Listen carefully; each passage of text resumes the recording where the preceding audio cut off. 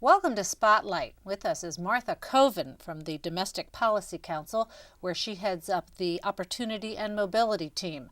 We're fortunate to have the right person from the Domestic Policy Council here. The White House staff are most responsible for opportunity issues. Martha, what exactly is included in your portfolio? Virtually any issue can be viewed through the poverty lens, racial issues, elderly. What's in and what's out of your domain? Great question, and thanks for having me here today. When we talk about mobility and opportunity, sometimes we say that could be one way to describe the president's entire domestic policy agenda, but you're right, I don't do everything under the sun. My work is focused mainly on two areas. The first is safety net programs that catch people when they fall, try to give them a spring back up to a better life. And secondly, workforce programs, particularly job training, but also some of the work-family policy issues like paid sick leave, family leave, that really can make the difference between whether or not a low-wage worker can succeed and advance in the workplace or not. Today, we'll focus mostly on two agenda items, community college and home visiting. First, the President's 2020 college goal. What is it, Martha? What the President has said is that he would like America once again to be first in the world in college graduation rates by 2020. And we know we can't get from here to there without a significant increase in the number of people graduating from community colleges. Traditionally, higher education policy has focused on giving greater access to post-secondary education. What is the President trying to fix with the shift to complete college or college completion?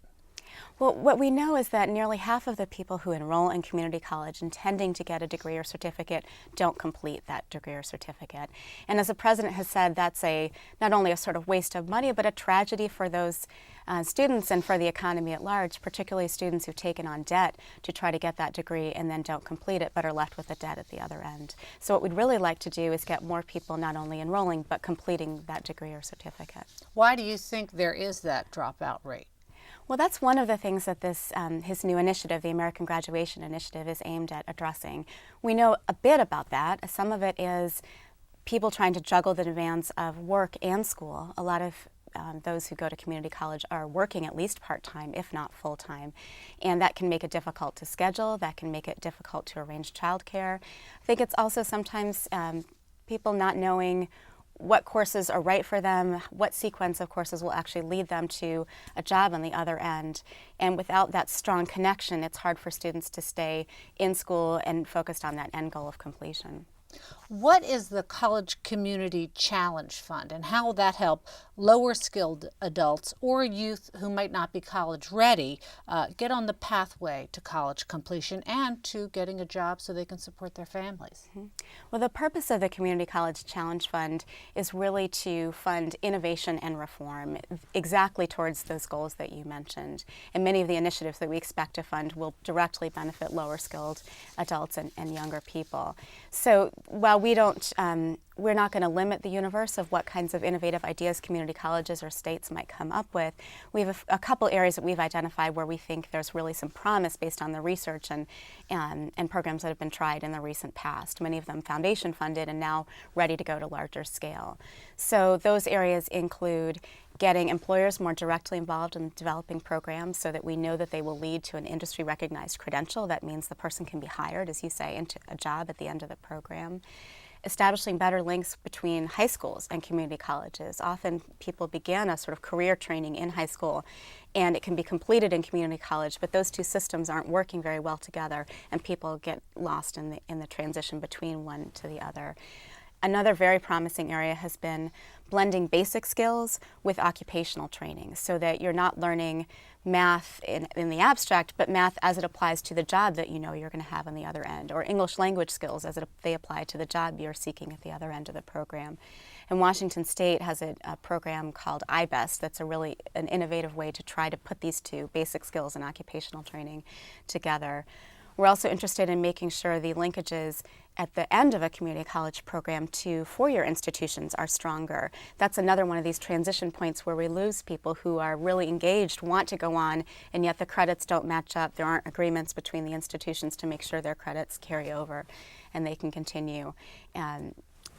getting better connections between community college programming and adult education. So there's so many different ways that we can put these things together, build stronger programs that are more likely to put students on a career pathway that will succeed, where they will succeed. Do you think the initiative will also build bridges between community colleges and other systems that are already in place, like adult ed and the Workforce Investment Act programs? Absolutely. That's one interest we have, is building a much tighter partnership between the sort of various job training and job training related programs and this end goal of making sure people have a credential that will lead them to success in the workplace. So we very much, we've had very strong partnerships already between the Department of Education and the Department of Labor in designing this program exactly to address the concern you raised there, that we don't have a workforce system over here and community colleges over there and not working towards that same end goal. Right.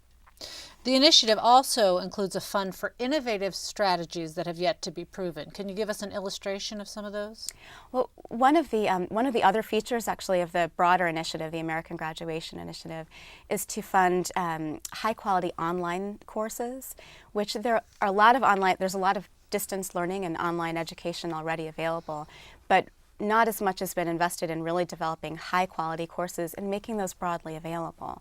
So we'd like, and there's some research that's shown that students in some cases can learn more quickly through these kinds of online tools, and that the instruction can be targeted more effectively to where some of their weak spots are. It doesn't take a teacher or a professor out of the equation, it just adds the online piece to make sure that those two put together can lead to more effective learning. So that's something we are interested in investing in, having community colleges sign up to offer those courses so that there's the wraparound of review of the student's progress, and see if that really can get us further ahead in teaching all sorts of the basic skills, not just the math and science, but certainly that's a piece of it. Martha, sometimes a small change can make a huge difference. Have you come across any kind of a small change, big impact policy or program that has helped low-income students really succeed in college? I think we have, again, the glimmerings of what might be those kinds of innovations, and that's what the fund is meant to support. And for example, one of the kinds of advances that the Challenge Fund could support are creative supportive services for students while they're in school.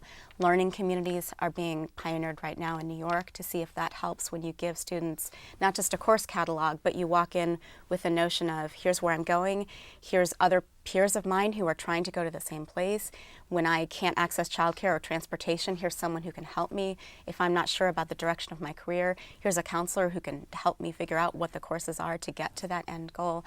And really that kind of wraparound supportive services may end up being the difference for a certain group of students between dropping out and completing and going on to have a successful career.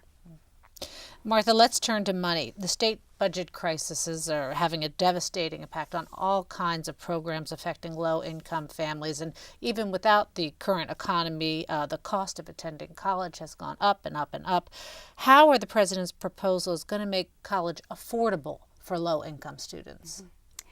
Two things in response to that. First, on the state budgets themselves being in difficulty, one other feature of this American Graduation Initiative that I should mention directly addresses the problem that state budgets are tight, and that is we're proposing investing a few $billions in leveraging investments in modernizing community college facilities. Many of them were built decades and decades ago. We don't have the up-to-date science labs or technology facilities to train someone into a new manufacturing job or a new other kind of career where you need technical training. So with state budgets so tight, they're not able to make as many of those investments. And as part of this, we know we need to get the facilities up to speed. So we want to jumpstart some of those investments by giving states resources to do that. But on your question about student access and affordability, that's obviously a great concern and has been one that has been the case for several years, but the recession has exacerbated it. There are a few initiatives that the president has supported, some of which are already signed into law, that will help alleviate some of the cost crunch on students and their families. The first is the increase in the Pell Grant scholarship, which is so critical to helping students pay, particularly lower income families and middle income families, for school. The second is the American Opportunity Tax Credit, which has been expanded. That's a $2,500 tax credit that families can use to pay for the cost of college.